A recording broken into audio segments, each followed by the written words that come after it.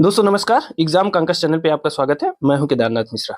दोस्तों कल यानी 14 जनवरी को मकर संक्रांति थी और मकर संक्रांति की सबसे पहले आपको बहुत बहुत शुभकामनाएं। साथ ही दोस्तों कल आपको कोई वीडियो नहीं मिल पाई, इसके लिए मैं बहुत क्षमा प्रार्थी हूं। कल यानी 14 जनवरी को मैं गंगा स्नान के लिए चला गया था और जब तक मैं वापस आया तो थकान इतनी ज्यादा हो गई थी कि वीडियो बनाने की हिम्मत नहीं पड़ी, इसलिए कल आपको कोई वीडियो नहीं मिल पाई। लेकिन आगे से ध्यान रखेंगे कि ऐसी सिचुएशन ना हो। तो चलिए दोस्तों आज के वीडियो की शुरुआत करते हैं। लेकिन दोस्तों मकर संक्रांति, आप जानते हैं कि मकर संक्रांति जो है सूर्योपासना का त्योहार है। किसका है? मकर संक्रांति सूर्योपासना का त्योहार है। ठीक है ना, सूर्य की उपासना की जाती है मकर संक्रांति में। और मकर संक्रांति कैसे आती है? मकर संक्रांति में क्या होता है कि सूर्य जो है धनु राशि से निकल करके, सूर्य धनु राशि से निकल करके मकर राशि में प्रवेश करता है। किसमें प्रवेश करता है? सूर्य धनु राशि से निकल करके मकर राशि में प्रवेश करता है। ठीक है ना, इसे सूर्य का उत्तरायण कहा जाता है। क्या कहा जाता है? इसे सूर्य का उत्तरायण कहा जाता है। ठीक है, और इसे जो है मकर संक्रांति के रूप में मनाया जाता है। ठीक है ना। अब देखिए भारत के विभिन्न हिस्सों में मकर संक्रांति को मनाया जाता है। हो सकता है आपने ध्यान दिया हो कि विभिन्न हिस्सों में मकर संक्रांति को विभिन्न नामों से जाना जाता है। चलिए इसको जान ही लेते हैं किस नाम से जाना जाता है, क्योंकि अभी जीएस का एक प्रश्न ही है। देखिए तमिलनाडु में मकर संक्रांति को किस नाम से जाना जाता है? तमिलनाडु में मकर संक्रांति को जो है पोंगल नाम से जाना जाता है। किसके नाम से? पोंगल के रूप में यह त्योहार मनाया जाता है, पोंगल के नाम से। दूसरा, पंजाब में किस नाम से मनाया जाता है? पंजाब में जो है मकर संक्रांति को लोहड़ी के रूप में मनाया जाता है। किसके रूप में? लोहड़ी के रूप में मनाया जाता है। उसके बाद गुजरात में किस नाम से मनाया जाता है? गुजरात में इसे उत्तरायण के नाम से मनाया जाता है, उत्तरायण कहते हैं। ठीक है, और उसके बाद आंध्र प्रदेश में मकर संक्रांति को किस नाम से जाना जाता है? आंध्र प्रदेश में किस रूप में इसे मनाया जाता है? उसे भोगी कहते हैं। शायद आपने इसका नाम पहले न सुना हो। आंध्र प्रदेश में जो मकर संक्रांति का त्योहार है उसे भोगी के नाम से मनाया जाता है। साथ ही उत्तर प्रदेश एवं बिहार में उत्तर प्रदेश एवं बिहार में इस त्योहार को खिचड़ी के नाम से मनाया जाता है। किसके नाम से? खिचड़ी के नाम से मनाया जाता है। आप बिल्कुल सुपरिचित होंगे इससे। ठीक है ना, तो ये हो गया। देखिए मकर संक्रांति तमिलनाडु में पोंगल के नाम से, पंजाब में लोहड़ी के नाम से, गुजरात में उत्तरायण के नाम से, आंध्र प्रदेश में भोगी के नाम से और उत्तर प्रदेश एवं बिहार में इसे खिचड़ी के नाम से मनाया जाता है। ठीक है ना, पोंगल का सामना आपका कई बार हुआ होगा। जीएस का बहुत महत्वपूर्ण प्रश्न है कि पोंगल का त्योहार कहाँ मनाया जाता है? तो तमिलनाडु में मनाया जाता है। अब देखिए हिंदू धर्म में सूर्य का बड़ा महत्व है। आप भी जानते हैं कि सूर्य पे ही पूरी पृथ्वी की जो ऊर्जा है वो निहित है। सूर्य जब उठता है, सूर्य जब चलता है, सूर्य जैसी गति करता है, सूर्य की तीव्रता जितनी होती है उसी पे धरती पे जो जीव जंतु रहते हैं उसी पे निर्भर रहते हैं। जानते हैं कि सूर्य की इतनी ऊर्जा, इतनी आभा का सबसे बड़ा कारण क्या है? सूर्य की दिनचर्या। क्या है? सूर्य की दिनचर्या। आप भी सूर्य की दिनचर्या को फॉलो कर लीजिए। प्रातः काल उठिए, सायं तक अपना काम करिए, फिर उसके बाद अपना जो भी करना है वो करिए। आप अगर सूर्य की दिनचर्या को फॉलो करते हैं तो आपके अंदर सूर्य जैसा तेज आ जाएगा। आपके अंदर भी सूर्य जैसी आभा मंडल आ जाएगी। ठीक है, और आप मतलब लोग आपको देखकर प्रेरित होकर, जैसे सूर्य की रोशनी में लोग काम करना शुरू कर देते हैं, वैसे आपसे प्रेरित होकर आपको फॉलो करते हुए बहुत से लोग अपना दिनचर्या, अपना काम, अपना सब कुछ करने लगेंगे। ठीक है ना, तो सूर्य से क्या सीखना है हमको? सूर्य की दिनचर्या सीखनी है। और सूर्य से क्या है? सूर्य जैसे ही सूर्य की दिनचर्या को आप फॉलो करेंगे फिर आपके आभा मंडल का विकास हो जाएगा। जितने भी महापुरुष हैं, जितने भी बड़े लोग हैं जिन्हें हम सम्मानित नजरियों से देखते हैं, जितने भी महापुरुष हैं जो आज तक हमारा जो है बौद्धिक मार्गदर्शन करते रहे हैं, आप उनकी दिनचर्या को देखिए, वो कितने नियमित हैं, क्या फॉलो करते हैं, आपको समझ में आ जाएगा कि सूर्य का हमारे जीवन में क्या महत्व है। ठीक है, तो ये रही ज्ञान की बातें। अब आइए चलते हैं आज के अपने टॉपिक पे। देखिए जो हमारी आप जानते हैं कि हम लोग असिस्टेंट प्रोफेसर परीक्षा आगामी जो 16-17 फरवरी को होने वाली है उसके लिए जीएस के प्रश्नों को पढ़ रहे हैं। अब जो आज मैं वीडियो लेकर आया हूं ये हमारी 5वीं यूनिट के जो भारतीय इतिहास एवं भूगोल की 5वीं यूनिट है उसमें सेकंड पॉइंट है भारतीय राष्ट्रीय आंदोलन। ठीक है, तो उसमें हमें कहां तक पढ़ना है? तो उसे हमें 1857 से लेकर के 1950 तक पढ़ना है। हमने इसकी शुरुआत 1857 से करी है। 1857 की एक वीडियो मैंने दिया था, एक वीडियो, और मैंने कहा था कि उसमें एक वीडियो अभी मैं और दूंगा। तो आज मैं 1857 की दूसरी वीडियो लेकर उपस्थित हूँ। साथ ही 1857 के साथ साथ हमने जनजातीय आंदोलन भी पढ़ा है। जनजातीय आंदोलन की एक वीडियो मैंने अभी तक दी है आपको, और दूसरी वीडियो मैं जल्द ही जनजातीय आंदोलन की दे दूंगा। तो ये 2 टॉपिक खत्म हो जाएंगे, ठीक है, आपके सिलेबस के हिसाब से। जब ये 2 टॉपिक खत्म हो जाएंगे तो आप इतिहास में जो इसका सेकंड पॉइंट 5वीं यूनिट का है उसको कवर करने की सिचुएशन में आ जाएंगे। हमारे पास बचेगा भारतीय संस्कृति की प्रमुख विशेषताएं, तो हम धीरे धीरे आपको बता देंगे। देखिए, आज मैंने जो मकर संक्रांति के बारे में आपको बताया कि किन राज्यों में किस नाम से मनाया जाता है, वह भी आपके भारतीय संस्कृति की विशेषताओं में ही आता है, ठीक है ना। तो अभी तक जितना हमने वीडियो बनाई है उसको आप देख लीजिए, मेहनत से देखिए, उसको नोट कर लिया करिए, एक से अधिक बार देख लिया करिए, उसकी PDF ले लीजिए, ठीक है।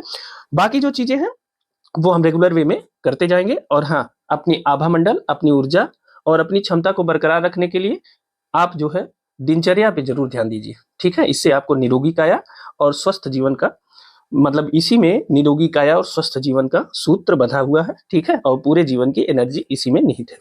चलिए, अब आज के प्रश्नों की शुरुआत करते हैं। उसके पहले दोस्तों, अपने हृदय प्रिय मित्रों के साथ भी इस वीडियो को शेयर कर दिया करिए। साथ ही अगर आप अभी इस चैनल पे नए हैं, इस चैनल को सब्सक्राइब नहीं किया है, तो चैनल को सब्सक्राइब जरूर कर लीजिए। और इन तथ्यों की PDF के लिए आप हमारा जो टेलीग्राम चैनल है और व्हाट्सएप चैनल है उसे ज्वाइन कर लीजिए। उसका लिंक हमने डिस्क्रिप्शन बॉक्स में दे दिया है।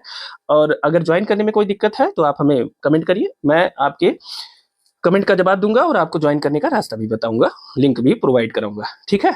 साथ ही आप लोगों ने इतना प्यार दिया है और इतना सपोर्ट कर रहे हैं, इसके लिए आपको बहुत बहुत धन्यवाद। अब चलिए प्रश्नों की शुरुआत करते हैं। तो रोज की तरह सबसे पहले आपसे हमने इतिहास में पिछली वीडियो में 2 प्रश्न पूछे थे, पहले उन दोनों प्रश्नों का जवाब देख लेते हैं, ठीक है। तो 2 प्रश्न हमने कौन कौन से पूछे थे, पहले उनकी चर्चा करते हैं। तो दोस्तों, मैंने पहला प्रश्न पूछा था, पहला प्रश्न मैंने क्या दिया था कि इलाहाबाद में 1857 की क्रांति का नेता कौन था, ठीक है ना। इलाहाबाद में 1857 की क्रांति का नेता कौन था, तो बहुत से लोगों ने सही जवाब दिया था, लगभग सबने दिया था, एक आध लोगों को छोड़ के। मौलवी लियाकत अली, मौलवी लियाकत अली ने जो है, मौलवी लियाकत अली, यह जो है 1857 में इलाहाबाद में 1857 की क्रांति के नेता थे, ठीक है ना। बहुत से दोस्तों ने सही जवाब दिया है, और जिसने सही जवाब नहीं दिया है उनको जो है, उनको भी बहुत बहुत धन्यवाद कि उन्होंने पार्टिसिपेट किया। वह जो है इस आंसर को नोट कर ले, मौलवी लियाकत अली ने 1857 के संग्राम में इलाहाबाद का नेतृत्व किया था, ठीक है ना। याद रखिए, कई बार परीक्षाओं में इनके बारे में पूछा गया है। दूसरा प्रश्न जो मैंने पूछा था, वह पूछा था कि बरेली विद्रोह का नेता कौन था, ठीक है। दूसरा प्रश्न क्या था, दूसरा प्रश्न मैंने पूछा था कि 1857 के दौरान बरेली विद्रोह का नेता कौन था। तो ये मौलवी लियाकत अली कहाँ के, ये इलाहाबाद का जो विद्रोह हुआ था, इलाहाबाद में 1857 का जो विद्रोह हुआ था उसके नेता थे, अगुआ थे। और दूसरा जो मैंने पूछा था कि बरेली विद्रोह के नेता कौन थे, तो बरेली विद्रोह जो 1857 में हुआ था उनके नेता थे खान बहादुर, ठीक है, खान बहादुर उनके नेता थे, ठीक है। तो आप लोगों ने इसमें पार्टिसिपेट किया, इसके लिए बहुत बहुत धन्यवाद। आप इन प्रश्नों को नोट कर लीजिएगा, याद किए रहिएगा, यहां से प्रश्न आपकी परीक्षा में पूछे जा सकते हैं, ठीक है। आज आपसे एक और प्रश्न मैं कर लेता हूं, ठीक है, क्योंकि ऐसे ऐसे करके हम परीक्षा तक आते आते 100-150 ऐसे इंपॉर्टेंट प्रश्नों की सीरीज तैयार कर लेंगे, जिसको तैयार करने में हमें बहुत समय नहीं लगता, लेकिन अभी इसको तैयार करके एक सीरीज बना लेंगे ताकि परीक्षा में अगर वहां से प्रश्न आए तो कभी गलत ना होने पाए। आज का प्रश्न देखते हैं। आज का जो प्रश्न आपके लिए मैं छोड़ रहा हूं, केवल एक ही प्रश्न है, कुकी आंदोलन का संबंध किस राज्य से, क्या है, कुकी आंदोलन का संबंध, कुकी आंदोलन का संबंध किस राज्य से है, आपको इस प्रश्न का जवाब देना है, ठीक है ना। कुकी आंदोलन का संबंध किस राज्य से है, आपको सिर्फ इस प्रश्न का जवाब देना है। आपकी सुविधा के लिए मैं आपको ऑप्शन भी दे देता हूं। ऑप्शन ए है पंजाब से, ऑप्शन ए है पंजाब से, ऑप्शन बी है बंगाल से, ऑप्शन बी है बंगाल से, ऑप्शन सी है गुजरात से, नहीं सॉरी गुजरात नहीं, असम से, असम से, और ऑप्शन डी है मणिपुर से, ठीक है, मणिपुर से। अब आपको बताना है कि कुकी आंदोलन का संबंध किस राज्य से है, ठीक है। तो ये हो गई आज के वीडियो का ये प्रश्न हो गया। अब आपको इस पे करना है, और पिछली वीडियो का जवाब हमने दे दिया है, ठीक है। अब चलिए आज के वीडियो की शुरुआत करते हैं, ठीक है। आज का जो पहला देखिए, ये जो 1857 का आखिरी वीडियो है, और इस वीडियो में मैंने जितने प्रश्न दिए हैं वो, और उसके साथ मैं जो डिस्क्राइब करूंगा, मेरा प्रयास रहेगा कि 1857 में के संबंध में अब तक जितने ज्ञात प्रश्न हैं, जो आए हुए प्रश्न हैं, उनको सबको हम कवर कर लेंगे, ठीक है। मैं ये दावा नहीं कर सकता कि 1857 पे अब कोई प्रश्न नहीं बनेगा, या जो बनेगा वो आपसे गलत नहीं होगा। हो सकता है कि कोई नया रिसर्च हो, कोई नया शोध करके लोक सेवा आयोग का जो पेपर सेटर है वो कुछ ना कुछ लेके आए, या हायर एजुकेशन के जो भी पेपर बनाने वाले हैं वो कुछ ना कुछ लेके आए नया, तो उसकी बात नहीं है। लेकिन अभी तक जितने ज्ञात प्रश्न हैं वो सारे प्रश्न आपके इसमें से कवर हो जाएंगे। आपको बहुत डीप नहीं जाना है, क्योंकि आप जीएस के लिए पढ़ रहे हैं, विषय के लिए नहीं पढ़ रहे हैं, तो जीएस के लिए पर्याप्त है, ठीक है। अगर कुछ एक्स्ट्रा होता है तो मेरी गलती नहीं, आपका बैड लक हो सकता है, क्योंकि अगर कोई नया शोध आपके पेपर में ही किया जाता है तो वो जो गलती है वो मेरी नहीं है, आपकी भी नहीं है, बैड लक है, ठीक है। देखते हैं आगे क्या होता है। बहरहाल अभी जो हमारे सामने प्रश्न है उनको सॉल्व कर लेते हैं, ठीक है ना। चलिए आज का जो पहला प्रश्न है उसको देखते हैं। देखिए 1857 के विद्रोह के समय भारत का गवर्नर जनरल कौन था? यह प्रश्न बहुत पॉपुलर है, बहुत बार पूछा भी गया है, आप भी जानते होंगे। तो देखिए 1857 के समय में जो भारत के गवर्नर थे वो कौन थे? वो थे लॉर्ड कैनिंग, ठीक है ना। लॉर्ड कैनिंग 1857 के विद्रोह के समय भारत के गवर्नर जनरल थे, ठीक है। और इनका जो कार्यकाल था 1857 के विद्रोह के आसपास ही था। कार्यकाल इनका कब से कब तक था इसको बता देते हैं। देखिए इनका जो पूरा कार्यकाल था ये था 1856 से लेकर के 1862 तक लॉर्ड कैनिंग का कार्यकाल था। मजे की बात यह है कि लॉर्ड कैनिंग भारत के आखिरी गवर्नर जनरल रहे, ठीक है ना। क्या थे? 1857 के दौरान जो भारत के गवर्नर जनरल थे वो लॉर्ड कैनिंग थे, और लॉर्ड कैनिंग भारत के आखिरी गवर्नर जनरल रहे। मैं इसको लिख देता हूं यहाँ पे। देखिए स्पेस कम हो गया है, मैं इसको मिटाना नहीं चाहता ताकि आप नोट कर लें। देखिए थोड़ा एडजस्ट करिएगा। लॉर्ड कैनिंग क्या थे? ये भारत के आखिरी गवर्नर जनरल भी थे, यह भी याद रखिएगा, आखिरी गवर्नर जनरल थे कौन? लॉर्ड कैनिंग, ठीक है। लॉर्ड कैनिंग भारत के आखिरी गवर्नर जनरल थे, इस बात को याद रखिएगा। ऐसा क्यों मैं कह रहा हूं? क्योंकि जैसे ही 1857 का आंदोलन समाप्त होता है, 1 नवंबर 1858 को महारानी विक्टोरिया का घोषणा पत्र आता है, ठीक है ना। 1 नवंबर 1858 को जब महारानी विक्टोरिया का घोषणा पत्र आता है तो उसमें यह निर्धारित कर दिया जाता है कि अब जो है जो गवर्नर जनरल है उसका पदनाम बदल के क्या कर दिया जाएगा? वायसराय। क्या कर दिया जाएगा? वायसराय कर दिया जाएगा, ठीक है ना। तो देखिए 1 नवंबर 1858 की घोषणा कहिए, या इसे अगर आपको ऑप्शन में यह न मिलके यह मिलता है कि भारत शासन अधिनियम। क्या है? भारत शासन अधिनियम, भारत शासन अधिनियम 1858, ठीक है ना। तो भारत शासन अधिनियम 1858 मिले, या 1 नवंबर 1858 को साम्राज्य की घोषणा, महारानी की घोषणा, ऐसे कुछ मिले। इसके द्वारा जो है जो भारत के गवर्नर जनरल था उसका पद नाम बदल के क्या कर दिया गया? वायसराय कर दिया गया।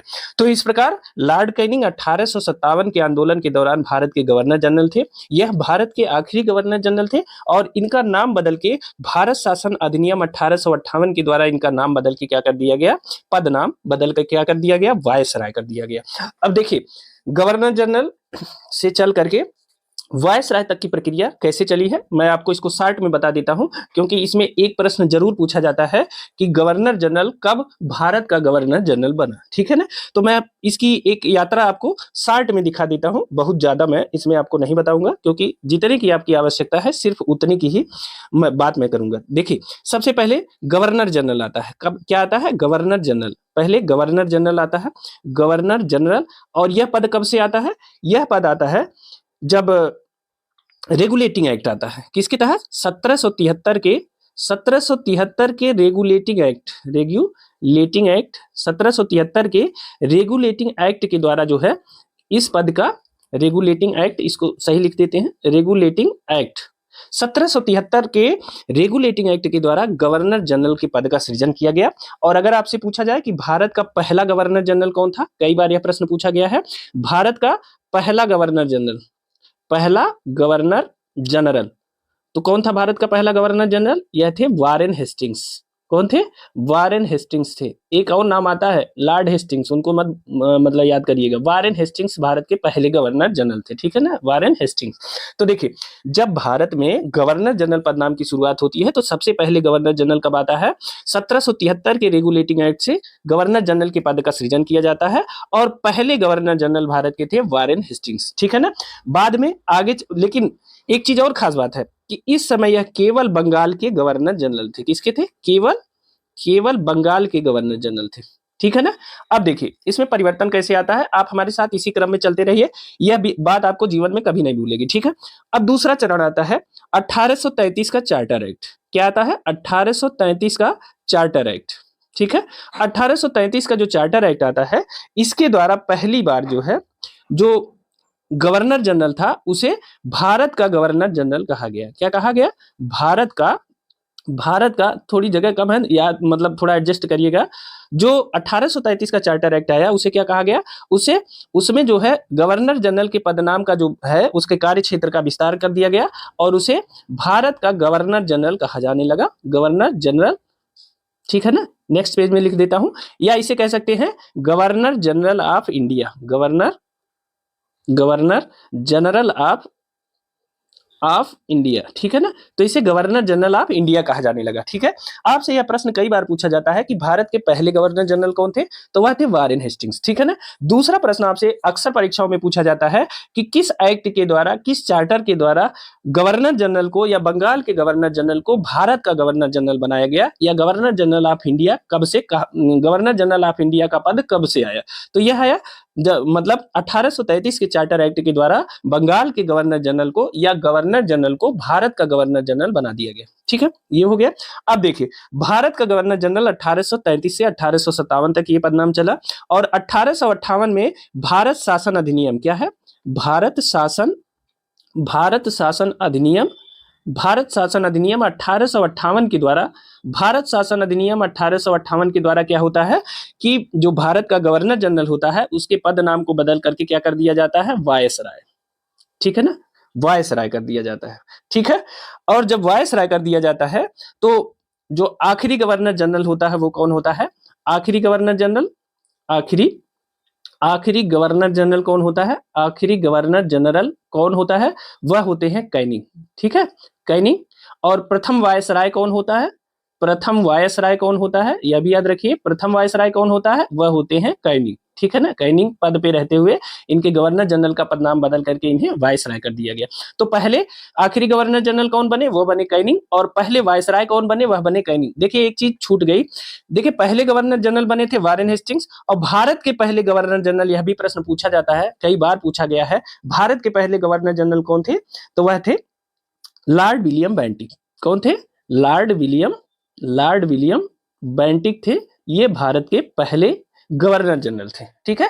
गवर्नर जनरल ऑफ इंडिया पहले कौन थे? लॉर्ड विलियम बेंटिक, ठीक है। अब इन चीजों को समराइज करते हुए एक लाइन से मैं आपको बता देता हूं ताकि आप इसे कभी नहीं भूलेंगे। देखिए प्रश्न है 1857 के विद्रोह के समय भारत का गवर्नर जनरल कौन था? तो वह थे लॉर्ड कैनिंग, ठीक है। इनका जो कार्यकाल था वो 1856 से 1862 तक था, ठीक है। और यह भारत के आखिरी गवर्नर जनरल भी थे। 1 नवंबर 1858 कहिए या भारत शासन अधिनियम 1858 की घोषणा के द्वारा जो है गवर्नर जनरल का पद नाम समाप्त करके उसे वायसराय के पदनाम में बदल दिया गया। अब गवर्नर जनरल की यात्रा देखते हैं। देखिए पहले गवर्नर जनरल पद का जो सृजन किया गया है वो 1773 के रेगुलेटिंग एक्ट के द्वारा किया गया, और पहले गवर्नर जनरल थे वारेन हेस्टिंग्स, और यह उस समय केवल बंगाल के गवर्नर जनरल थे, ठीक है ना।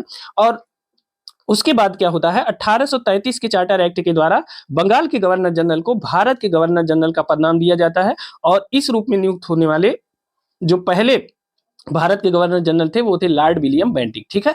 अब आ जाते हैं अगले चरण में। देखिए भारत शासन अधिनियम 1858 के द्वारा भारत के गवर्नर जनरल का पदनाम समाप्त किया जाता है और वह क्या हो जाता है? वायसराय हो जाता है, ठीक है ना। और जैसे ही वो वायसराय हो जाता है तो जो आखिरी गवर्नर जनरल होता है वो कौन होता है? वो लॉर्ड कैनिंग होते हैं। लेकिन प्रथम वायसराय के रूप में किसकी नियुक्ति हो जाती है? वो लॉर्ड कैनिंग के रूप में नियुक्ति हो जाती है। अब बताइए, भूलेगा कभी? कभी नहीं भूलेगा। इसमें प्रश्न तो 20 हैं, लेकिन मैं आपको इसको कराते कराते 100 प्रश्नों का सॉल्व करा दिया हूं, ठीक है ना। जैसे जब तक मैं 20 प्रश्नों को कराऊंगा 100 प्रश्न आपके सॉल्व हो चुके होंगे, तैयार हो चुके होंगे। ये रहा पूरा क्रम, ठीक है। अब आप गवर्नर जनरल से संबंधित कोई भी प्रश्न आएगा, किसी भी परीक्षा में आएगा, कभी नहीं गलत करेंगे, पक्का? ठीक है, चलिए नेक्स्ट देखते हैं। अगला प्रश्न है 1857 के स्वतंत्रता संग्राम को प्रथम स्वतंत्रता संग्राम का नाम किसने दिया? आपको बताना है कि 1857 के स्वतंत्रता संग्राम को प्रथम स्वतंत्रता संग्राम का नाम किसने दिया? तो ऑप्शन ए है बी.ए. स्मिथ, ऑप्शन बी है पी. रॉबर्ट्स, ऑप्शन सी है बी.डी. सावरकर और ऑप्शन डी है उपर्युक्त सभी।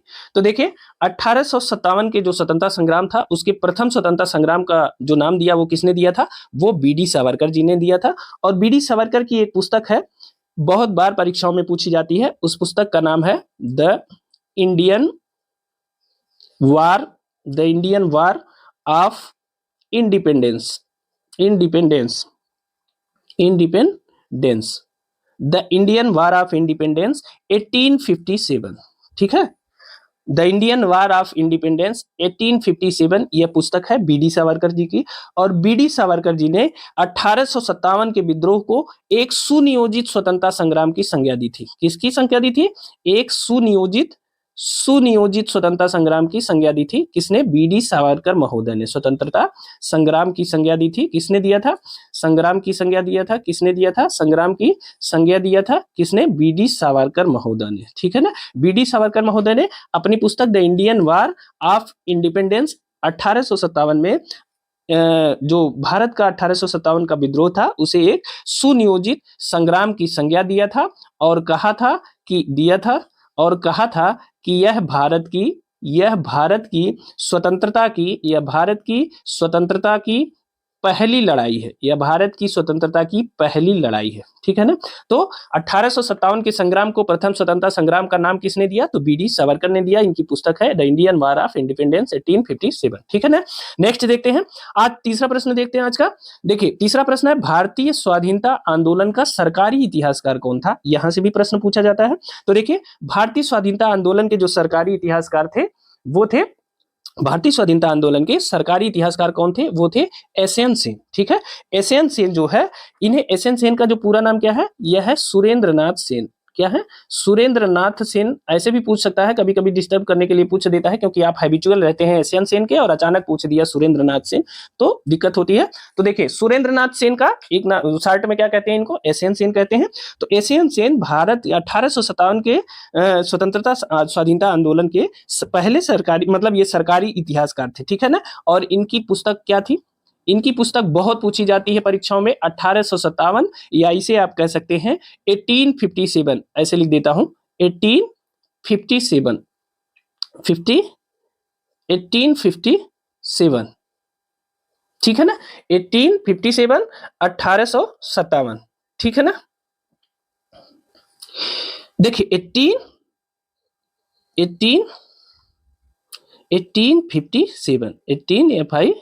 1857, ठीक है 7।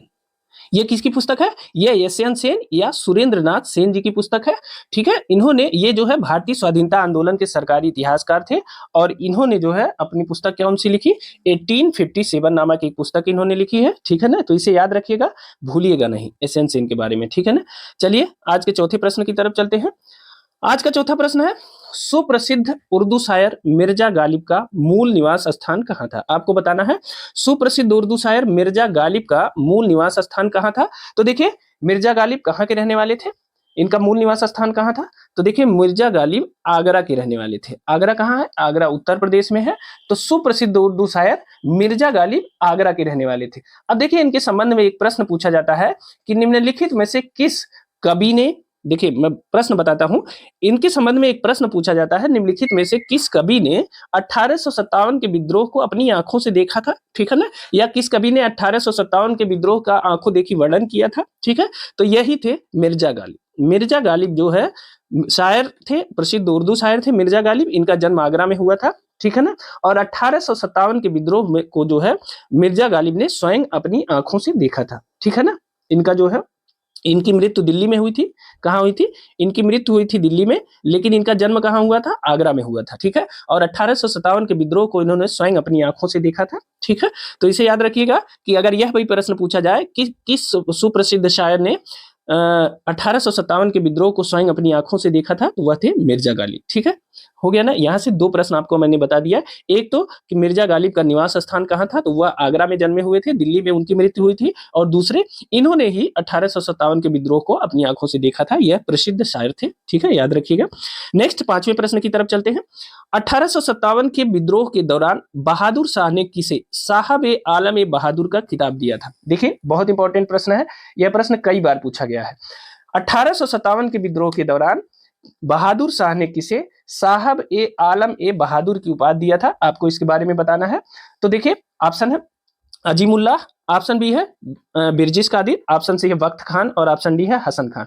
तो बताइए कि बहादुर शाह ने किसे साहब ए आलम ए बहादुर का खिताब दिया था? तो देखिए उन्होंने दिया था बख्त खान को। बख्त खान को 1857 के विद्रोह के दौरान जो है बहादुर शाह ने साहब ए आलम ए बहादुर का खिताब दिया था। आपको पता है कि 1857 के विद्रोह के दौरान विद्रोहियों ने बहादुर शाह जफर को पूरे देश की सेना की कमान मतलब सौंपने का वो किया। उन्होंने कहा कि आप फिर से आगे आइए, आगे बढ़िए और हम आपके साथ हैं, आपको ही हम राजा घोषित करना चाहते हैं, ठीक है ना। तो देखिए बख्त खान को जो है उसी समय बख्त खान क्या था, एक पख्तून था, ठीक है।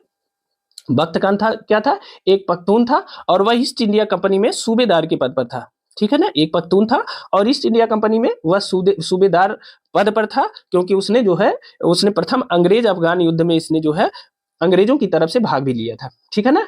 तो जो है वास्तविक ने जो इसने क्या किया बहादुर शाह जफर ने, उसका जो बड़ा पुत्र था, बहादुर शाह जफर का बड़ा पुत्र था, उसका नाम था मिर्जा मुगल या उसे कहते थे मिर्जा मुगल को मिर्जा जहीरुद्दीन के नाम से भी जानते थे। किसके नाम से? मिर्जा जहीरुद्दीन के नाम से जानते थे, ठीक है। तो यह भी याद रखिएगा। और इन्होंने क्या किया, बहादुर शाह ने अपने जो बड़ा पुत्र था इनका मिर्जा मुगल या मिर्जा जहीरुद्दीन को इनको मुख्य सेनापति बनाया था। किसने बनाया था? बहादुर शाह जफर ने मुख्य सेनापति इन्हें बनाया था। लेकिन इनका जो पूरा कार्यभार था, जो वास्तव में इनकी सेना का जो वास्तविक नेतृत्व था, सेनापतित्व था, वह किसके पास था? वह था बख्त खान के पास, ठीक है ना। बख्त खान के पास था और बख्त खान को ही बहादुर शाह ने जो है साहब ए आलम ए बहादुर, इस पद को याद रखिएगा, साहब ए आलम ए बहादुर का खिताब किसको दिया था? बख्त खान को दिया था। किसने दिया था? बहादुर शाह जफर ने दिया था, ठीक है ना। नेक्स्ट देखते हैं, आज का छठा प्रश्न देख लेते हैं। निम्नलिखित कथनों पर विचार कीजिए, ठीक है। पहला कथन है कि नाना साहब के सलाहकार अजीमुल्ला खां थे, ठीक है। और दूसरा कथन है दीवान मनीराम दत्त ने असम में 1857 की क्रांति का नेतृत्व किया था। तो देखिए इन दोनों प्रश्नों का जवाब आप हमें जल्दी से बताइए। केवल एक सही है, केवल दो सही है, दोनों सही है, न तो एक सही है न तो दो सही है। तो बताइए 1857 नाना साहब के सलाहकार कौन थे? तो देखिए नाना साहब के सलाहकार थे अजीमुल्ला खां, बिल्कुल सही जवाब है। और कई बार इन्हें मतलब इंडिविजुअल प्रश्न के रूप में पूछा गया है कि नाना साहब के सलाहकार कौन थे। तो अजीमुल्ला खां नाना साहब के सलाहकार थे, तो इन्हें याद रखिएगा। नाना साहब के सलाहकार कौन थे? अजीमुल्ला खां थे, बिल्कुल सही जवाब है। दूसरा दीवान मनीराम दत्त ने असम में 1857 की क्रांति का नेतृत्व किया था। तो देखिए दीवान मनीराम दत्त ने 1857 की क्रांति का नेतृत्व असम में किया था, यह भी बिल्कुल सही जवाब है, ठीक है ना। तो दीवान मनीराम दत्त ने असम में 1857 की क्रांति का नेतृत्व किया था, यह भी सही बात है, ठीक है ना। तो यह दोनों कथन सही है और इस प्रकार सी ऑप्शन सही है, एक व दो दोनों, ठीक है। नाना साहब के सलाहकार अजीमुल्ला खां थे, बिल्कुल सही कथन है। और दूसरा है दीवान मनीराम दत्त ने 1857 की क्रांति का नेतृत्व किया था असम में, ठीक है। कहाँ किया था? असम में किया था, यह भी सही जवाब है। तो एक व दो दोनों सही है। देखिए दीवान मनीराम दत्त ने जो है 1857 की क्रांति का नेतृत्व किया, वो वहां के जो राजा अंतिम राजा थे उनके पौत्र थे कंदपेश्वर सिंह। कौन थे? कंदपेश्वर सिंह थे। और उनको जो है राजा घोषित करके उसने विद्रोह कर दिया था दीवान मनीराम दत्त ने। तो याद रखिएगा यह दोनों कथन सही है, ठीक है, बहुत इंपॉर्टेंट है। अगला प्रश्न है निम्नलिखित में से किसने 1857 के विद्रोह में भाग नहीं लिया? आपको बताना है कि निम्नलिखित में से किसने 1857 के विद्रोह में भाग नहीं लिया, ठीक है। तो ऑप्शन ए है खेतिहर मजदूर, ऑप्शन बी है साहूकार, ऑप्शन सी है कृषक और ऑप्शन डी है जमींदार। तो आपको यह उत्तर पता चल गया होगा। तो किसने 1857 के विद्रोह में भाग नहीं लिया? तो साहूकारों ने भाग नहीं लिया, क्योंकि उनका तो मजा था, पैसा कमा रहे थे। और जमींदारों ने नहीं लिया, क्योंकि यह बिचौलिए के रूप में पैसा कमा रहे थे और अंग्रेजों से इन्हें बहुत लाभ था। इसलिए इन दोनों ने जो है 1857 के विद्रोह में भाग नहीं लिया, ठीक है। इसमें बहुत ज्यादा व्याख्या की जरूरत नहीं, अगर मैं व्याख्या करूंगा तो बहुत लंबी व्याख्या हो जाएगी।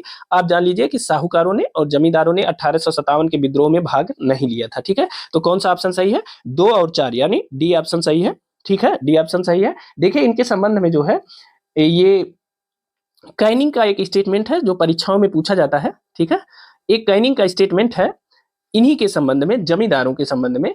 कैनिंग ने कहा था, कैनिंग का जो स्टेटमेंट है उन्होंने कहा था कि इन शासकों, जो उसके समर्थक शासक थे, इन शासकों, यही जमींदार कह लीजिए, इन शासकों तथा सरदारों ने, इन शासकों तथा सरदारों ने तूफान के आगे, तूफान के आगे, तूफान के आगे तरंग रोधक, क्या है, तरंग रोधक, इसे बांध भी कह सकते हैं आप, बांध भी कह सकते हैं, तरंग रोधक की तरह काम किया, की तरह काम किया, ठीक है ना। वरना यह तूफान, वरना वरना यह तूफान, वरना यह तूफान एक ही लहर में हमें बहा ले जाता, एक ही लहर में हमें बहा ले जाता। इस बात को याद रखिएगा, ये स्टेटमेंट ही पूछा जाता है कि भारत के सरदारों ने तूफान के आगे तरंग रोधक का कार्य किया। यह स्टेटमेंट किसका है? तो यह स्टेटमेंट किसका है? कैनिंग का है। इसे पहले मैं लिख देता हूं, किसका स्टेटमेंट है? यह कैनिंग ने कहा था, कैनिंग, सॉरी, ये किसने कहा था? यह कहा था कैनिंग ने, ठीक है ना। कैनिंग ने कहा था, और किस संबंध में कहा था? 1857 के विद्रोह के संबंध में कहा था। इस बात को याद रखिएगा, ये बहुत इंपॉर्टेंट है। कैनिंग ने इन्हीं जमींदारों, सरदारों के संबंध में कहा था कि इन शासकों तथा सरदारों ने तूफान के आगे तरंग रोधक या बांध की तरह कार्य किया, नहीं तो यह तूफान एक ही लहर में हमें बहा ले जाता है। यह स्टेटमेंट पूछा जाता है, और यह कैनिंग का स्टेटमेंट 1857 के विद्रोह के संबंध में है, जिसमें वह जमींदारों और शासकों के महत्व को बताता है कि इन्होंने किस प्रकार हमारा समर्थन किया, ठीक है। तो याद रखिएगा, 1857 के विद्रोह में किसने नहीं भाग लिया? एक साहूकारों ने और एक जमींदारों ने, ठीक है। नेक्स्ट देखते हैं, 8वां प्रश्न आज के है, 1857 के विद्रोह के समय बैरकपुर में कौन ब्रिटिश कमांडिंग अफसर था? आप बताइए कि 1857 के विद्रोह जब हुआ था उस समय बैरकपुर में ब्रिटिश कमांडर कौन सा था? तो ऑप्शन ए है हेनरी लॉरेंस, ऑप्शन बी है कर्नल फिनिश, ऑप्शन सी है हर्से, ऑप्शन डी है सर ह्यू व्हीलर। तो कौन था 1857 के विद्रोह के दौरान बैरकपुर में ब्रिटिश कमांडिंग अफसर? तो वो थे हर्से, सी ऑप्शन सही है। हर्से उस समय ब्रिटिश कमांडर अफसर थे, ठीक है। और 34वीं जो इन्फेंट्री बटालियन थी, कभी कभी पूछा जाता है, कई बार पूछा गया है कि जो मंगल पांडे की बटालियन थी उसका क्या नाम था? उसका नाम था 34वीं बंगाल नेटिव, 34वीं बंगाल नेटिव इन्फेंट्री, ठीक है। 34वीं बंगाल नेटिव इन्फेंट्री, ये मंगल पांडे की बटालियन थी, ठीक है ना। इसके समय जो है, इनके विद्रोह के समय बैरकपुर में जो लेफ्टिनेंट जनरल था वह कौन था? ये थे, इनका पूरा नाम क्या था? Sir John Bennett Hershey. क्या नाम था? सर जॉन बेनेट हर्से, ठीक है। कभी कभी क्या करता है, ये हर्से काट देता है, ठीक है ना, सिर्फ जॉन बेनेट पूछ लेता है, तो इसे याद रखिएगा। अगर हर्से न दे, नहीं तो आप हर्से रट के चले जाएं, हैरान होके आएंगे वापस। आप क्या करें, आप सर जॉन बेनेट हर्से याद रखिए, ठीक है ना, क्योंकि कभी कभी हर्से काट के सर जॉन बेनेट ही पूछ लेता है। तो 1857 का जो विद्रोह हुआ वो कहाँ से शुरू हुआ था? बैरकपुर से हुआ था, और वहां मंगल पांडे की जो बटालियन थी वो कौन थी? 34वीं बंगाल नेटिव इन्फेंट्री बटालियन थी, ठीक है ना। और इसमें बैरकपुर में जो लेफ्टिनेंट जनरल थे उस समय वो कौन थे? सर जॉन बेनेट हर्से थे, याद रखिएगा, ठीक है। चलिए 9वां प्रश्न देखते हैं, 1857 के विद्रोह के समय ब्रिटिश प्रधानमंत्री कौन था? अब देखिए, आपको बताना है कि 1857 के विद्रोह के समय जो ब्रिटिश प्रधानमंत्री थे वो कौन थे? तो वह थे विस्काउंट पामस्टन थे, ठीक है ना। 1800, यह भी प्रश्न पूछा गया है, कई बार पूछा गया है कि 1857 के विद्रोह के समय ब्रिटिश प्रधानमंत्री कौन थे? तो यह थे, ब्रिटिश प्रधानमंत्री कौन थे? तो यह थे विस्काउंट पामस्टन थे, ठीक है ना। इन्हें पूरा नाम क्या कहा जाता है? विस्काउंट पामस्टन कहा जाता है। अंग्रेजों के नाम हिंदी में कैसे भी लिख दीजिए, कोई दिक्कत नहीं है, ठीक है ना। ब्रिटिश प्रधानमंत्री का जो नाम था वो उस समय ब्रिटिश प्रधानमंत्री कौन थे 1857 की क्रांति के दौरान? तो वह थे विस्काउंट पामस्टन थे, ठीक है ना। यह याद रखिएगा। इनका कार्यकाल कब तक था? तो यह जो है 1855 से लेकर के 1858 इनका कार्यकाल था, और उसके बाद इनका दूसरा जो कार्यकाल था यह था 1859 से लेकर के 1865 तक इनका दूसरा कार्यकाल था। तो इस बात को याद रखिएगा, ठीक है ना। नेक्स्ट देखते हैं, आज का 10वां प्रश्न है हमारा, 1857 में किसने इलाहाबाद को आपातकालीन मुख्यालय बनाया था? तो 1857 में इलाहाबाद को आपातकालीन मुख्यालय किसने बनाया था? भाई जो उस समय भारत का गवर्नर जनरल था वही बनाएगा आपातकालीन मुख्यालय, तो लॉर्ड कैनिंग। 1857 के समय इलाहाबाद को जो आपातकालीन मुख्यालय बनाया था वो किसने बनाया था? वह लॉर्ड कैनिंग ने बनाया था। इसलिए 10 का ए ऑप्शन सही है, ठीक है ना। याद रखिएगा। 11वां प्रश्न देख लेते हैं। आज का 11वां प्रश्न है, निम्नलिखित में से किसका नाम 1857 के विद्रोह से नहीं जुड़ा है? ठीक है, निम्नलिखित में से किसका नाम 1857 के विद्रोह से नहीं जुड़ा है? देखिए कभी कभी भटकाने के लिए आयोग ऐसे भी सवाल पूछ लेता है। तो colonel Saint लेगर, lieutenant colonel Gibbs और कर्नल वेलेस, पूरा 1857 का युद्ध आप लड़ लेंगे और 1857 के युद्ध के अंत में जब आप चौराहे पे खड़े होकर इन तीनों के बारे में सोचेंगे तो इसमें से एक को नहीं था। ठीक है ना, तो डी ऑप्शन सही है।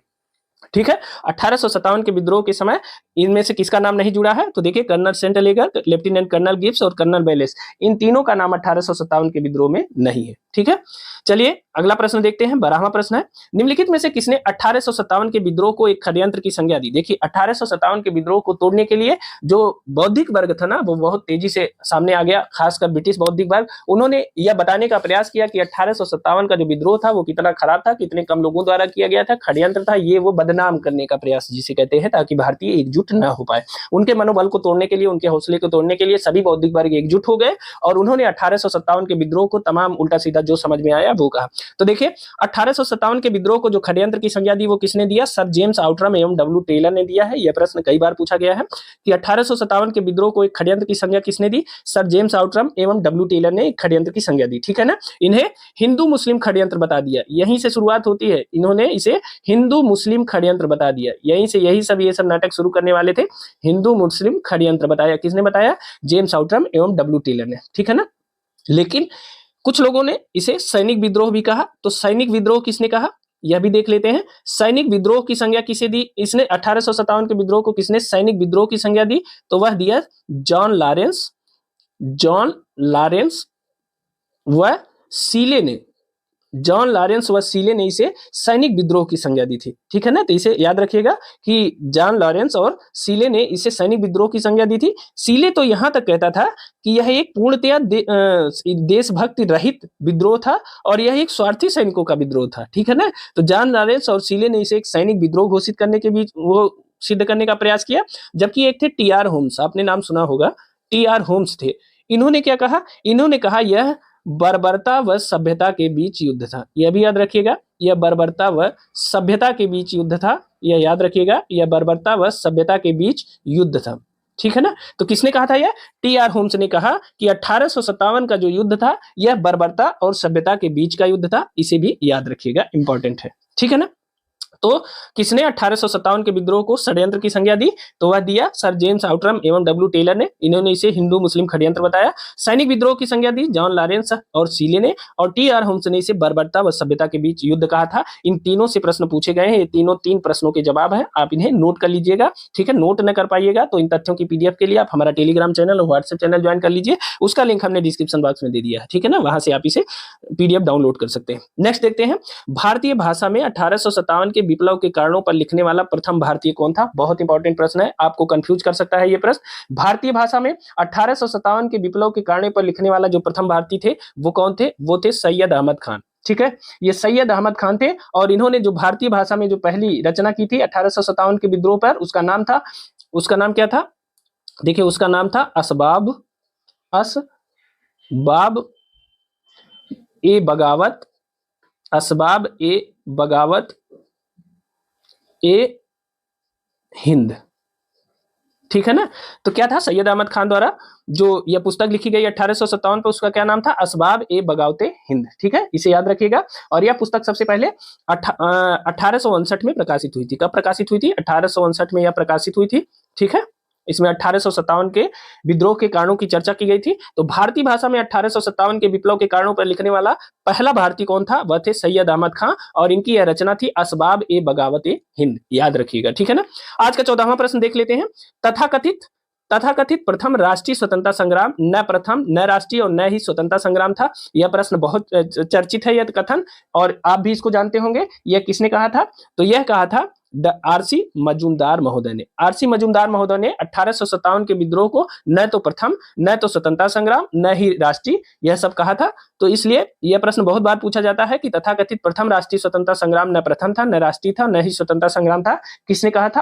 आरसी मजूमदार ने कहा था। और इनकी एक पुस्तक है जो बहुत बार पूछी जाती है। इनकी पुस्तक का नाम था द सेपॉय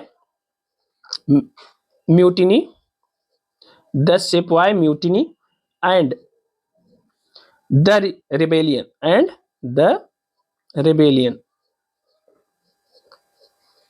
ऑफ 1857। ठीक है ना, इस पुस्तक को याद रखिएगा, कई बार परीक्षाओं में पूछा गया है। क्या था पुस्तक का नाम? द सिपाही mutiny and the rebellion of 1857 1857। यह पुस्तक है आरसी मजूमदार की, और इसी में इन्होंने कहा है तथाकथित प्रथम राष्ट्रीय स्वतंत्रता संग्राम न प्रथम न राष्ट्रीय और न ही स्वतंत्रता संग्राम था। ठीक है ना, तो इसे याद रखिएगा।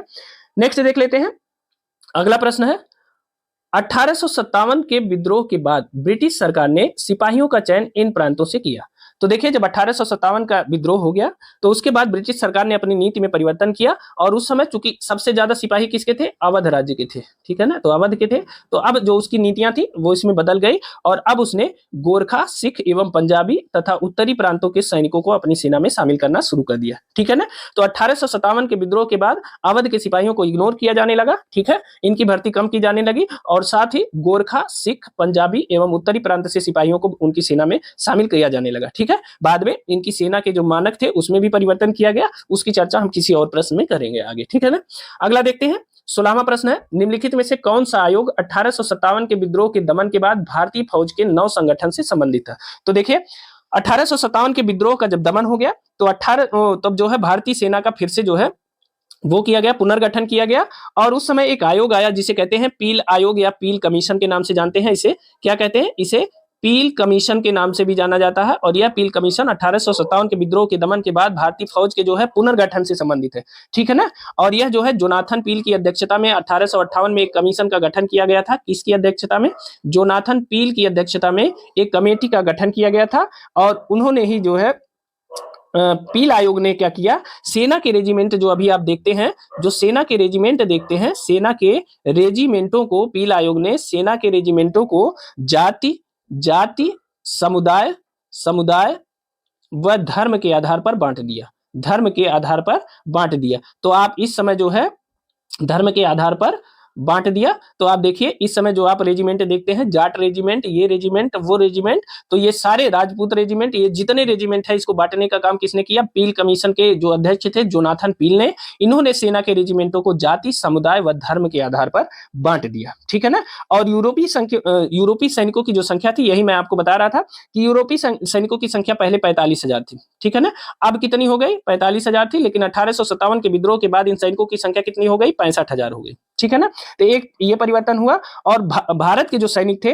भारत के सैनिकों की संख्या 2,38,000 से घटा करके 2,38,000 से घटा करके भारत के सैनिकों की संख्या कितनी कर दी गई? 1,40,000 कर दी गई। ठीक है, तो इनकी संख्या में परिवर्तन किया गया बहुत तेजी से। और बंगाल में क्या हुआ कि यूरोपीय सैनिकों का भारतीय सैनिकों से बंगाल में, खासकर बंगाल में क्या हुआ? बंगाल में यूरोपीय सैनिक, बंगाल में यूरोपीय सैनिक व भारतीय सैनिक का अनुपात, वह जो है भारतीय सैनिक का अनुपात जो हुआ, सैनिक का अनुपात क्या था? बंगाल में यूरोपीय सैनिक और भारतीय सैनिकों का अनुपात जो है वह 1.1:2 कर दिया गया। ठीक है ना, 1:2। यूरोपीय सैनिक 1 है, उस पे 2 भारतीय, वो मानते थे कि एक यूरोपीय सैनिक 2 भारतीयों को समान लेगा। जबकि यही अनुपात जो है क्या किया गया? मद्रास और बंबई में, मद्रास में व बंबई में यह अनुपात जो है क्या किया गया? 1:3 रखा गया। ठीक है ना, तो इसे याद रखिएगा कि भारतीय सेना के रेजिमेंटों को जाति, समुदाय, धर्म में बांटने का काम किसने किया? पीला कमीशन ने, पील आयोग ने। ठीक है, और भारतीय सेना के जो अनुपातिक परिवर्तन था सेना और यूरोपीय सेना के बीच, वह भी पील कमीशन के उस पर हुआ। ठीक है ना, तो कौन सा आयोग 1857 के विद्रोह के दमन के बाद भारतीय फौज के नव संगठन से संबंधित था? तो वह पील कमीशन था। याद रखिएगा, परीक्षा के लिए बहुत इंपॉर्टेंट है। ठीक है ना, 17वां प्रश्न है, 1857 का प्रथम स्वतंत्रता संग्राम क्यों असफल हुआ? आप जानते हैं कि 1857 का जो प्रथम स्वतंत्रता संग्राम है वो क्यों असफल हुआ? तो ऑप्शन ए है भारतीय सिपाहियों में उद्देश्य की एकता की कमी थी, बिल्कुल सही है। ऑप्शन बी है प्रायः भारतीय राजाओं ने ब्रिटिश सरकार का साथ दिया, यह भी सही है। और ऑप्शन सी है ब्रिटिश सिपाही कहीं अच्छे, सज्जित तथा संगठित थे।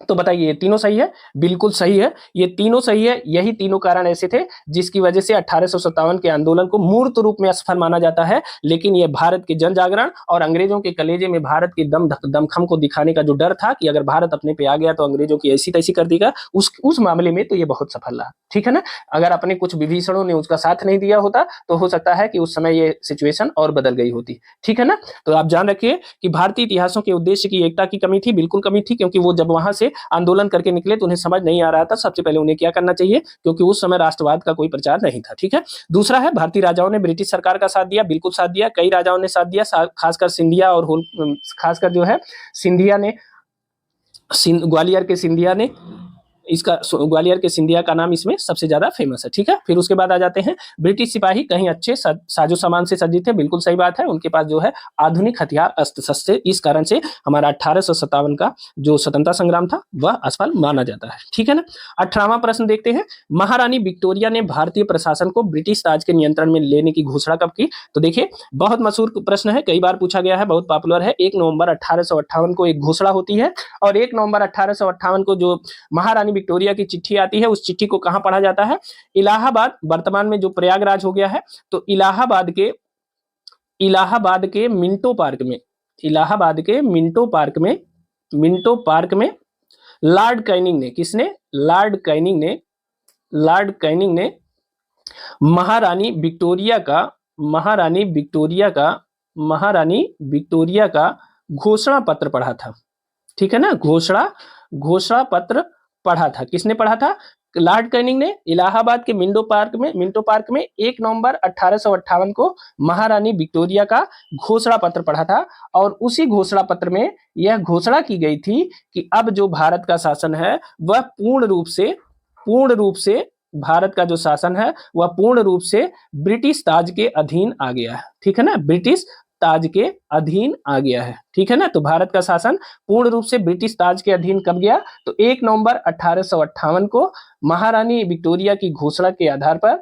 ठीक है, सबसे पहले जो है इसमें कहा गया कि महारानी विक्टोरिया ने भारत के शासन को ब्रिटिश के ताज के अधीन ला दिया है, यानी अब भारत का जो शासन है वो पूर्ण रूप से ब्रिटिश ताज के अधीन हो गया। ब्रिटिश राजा इसका कार्यभार देखेगा, महारानी विक्टोरिया इनका कार्यभार देखेंगी। ठीक है, इसके बारे में बहुत सी कहानियां, पूरी बात बहुत समय लग जाएगा और वो आपके यूज की नहीं है। तो महारानी विक्टोरिया ने भारतीय प्रशासन को ब्रिटिश ताज के नियंत्रण में लेने की घोषणा कब की? 1 नवंबर 1858 को। यह प्रश्न ऐसे भी पूछा जा सकता है कि किस अधिनियम के द्वारा भारत में कंपनी का शासन पूर्ण रूप से समाप्त हो गया? भारत में कंपनी का शासन पूर्ण रूप से समाप्त हो गया किस अधिनियम के द्वारा? तो वह जो है 1 नवंबर 1858 की जो घोषणा हुई थी महारानी विक्टोरिया का, उसके द्वारा भारत में कंपनी का शासन पूर्ण रूप से समाप्त हो गया। ठीक है ना। नेक्स्ट देखते हैं, 19वां प्रश्न है, निम्नलिखित में से किन ब्रिटिश अधिकारियों ने लखनऊ में अपना जीवन खोया था? मतलब किन ब्रिटिश अधिकारियों की जो मृत्यु हुई थी वो 1857 के विद्रोह के दौरान लखनऊ में हुई थी। आपको यह बताना है कि इनमें से किन ब्रिटिश अधिकारियों की जो मृत्यु हुई थी वो 1858 के दौरान लखनऊ में हुई थी। तो ऑप्शन ए है general John Nicholson, option B है जनरल नील, ऑप्शन सी है मेजर जनरल हैवलॉक और ऑप्शन डी है सर हेनरी लॉरेंस। तो जानते हैं ये general Neill, major general Havelock और सर हेनरी लॉरेंस, इन 3 लोगों की मृत्यु 1857 के विद्रोह के दौरान जो है लखनऊ में हुई थी। ठीक है ना, इन तीनों की जो मृत्यु हुई थी ये जो है इनकी मृत्यु लखनऊ में हुई थी और जो ये जनरल जॉन निकलसन है इनकी मृत्यु कहाँ हुई थी? यह दिल्ली पर अधिकार करने के दौरान ये घायल हुए थे और दिल्ली में इनकी मृत्यु हुई थी। तो इस बात को याद रखिएगा कि जो जनरल जॉन निकलसन है इनकी मृत्यु हुई थी दिल्ली में, जबकि general Neill, major general Havelock और सर हेनरी लॉरेंस, इन तीनों की जो मृत्यु हुई थी यह लखनऊ में 1857 के विद्रोह के दौरान अंग्रेजी प्रेसिडेंसी की रक्षा करते हुए हुई थी। ठीक है ना, तो 2 और 3 और 4 सही है। ठीक है, चलिए अगला 20वां और आखिरी प्रश्न देखते हैं, कौन सा क्षेत्र 1857 के विद्रोह से प्रभावित नहीं था? आपको बताना है कि इनमें से कौन सा क्षेत्र 1857 के विद्रोह से प्रभावित नहीं था? तो वह था चित्तौड़ जो है 1857 के विद्रोह से प्रभावित नहीं था, जबकि आप जानते हैं कि झांसी रानी लक्ष्मीबाई, जगदीशपुर कुंवर सिंह और लखनऊ में बेगम हजरत महल ने आंदोलन का नेतृत्व किया था। आंदोलन इन क्षेत्रों में हुआ था, जबकि चित्तौड़ में हमें 1857 के विद्रोह के सबूत नहीं मिलते, उसके प्रभाव का सबूत नहीं मिलता। ठीक है, तो दोस्तों ये थे आज के हमारे 20 प्रश्न। ये प्रश्न हमारे आपके कैसे लगे हमें कमेंट करके जरूर बताइए, क्योंकि कमेंट बॉक्स आपके ही लिए है और आप उसे भर दीजिए। आप बताइए कि हमने कैसा पढ़ाया है, आपके जो प्रश्नों का कलेक्शन है वो कैसा है, ये वीडियो आपको पसंद आई कि नहीं आई। आप कमेंट बॉक्स में आइए और अपने विचार को जल्दी से लिख दीजिए। ठीक है, तो अगर आपको इन प्रश्नों की पीडीएफ चाहिए तो आप हमारा Telegram channel, WhatsApp channel join कर लीजिए, उसका लिंक हमने डिस्क्रिप्शन बॉक्स में दे दिया है। अगर ज्वाइन करने में कोई दिक्कत है तो आप हमें कमेंट करिए, मैं कमेंट को स्वयं पढ़ता हूं, स्वयं उसका जवाब देता हूं। तो आप कमेंट करेंगे तो मैं आपको लिंक प्रोवाइड करा दूंगा, आप वहां से डाउनलोड कर सकते हैं। ठीक है, साथ ही दोस्तों अगर आप इस चैनल पे नए हैं तो इस चैनल को सब्सक्राइब कर लीजिए और अपने हृदय प्रिय मित्रों के साथ इस वीडियो को भी शेयर कर लिया करिए, ठीक है। बाकी कोई सुझाव हो, कोई सलाह हो तो आप हमें जरूर बताइए, ठीक है। मिलते हैं अगली वीडियो में कुछ नए तथ्यों के साथ। एक खबर आपके लिए और है कि करंट अफेयर्स की जो सीरीज है उसके लिए हम प्रश्नों की तैयार कर रहे हैं। जैसे ही प्रश्न तैयार हो जाएंगे बहुत शानदार करंट अफेयर्स आपको देंगे हम, ठीक है। तो अभी के लिए इतना ही, मिलते हैं अगली वीडियो में कुछ नए तथ्यों के साथ। तब तक स्वस्थ रहिए, मस्त रहिए और मेहनत से पढ़ते रहिए। बहुत बहुत धन्यवाद।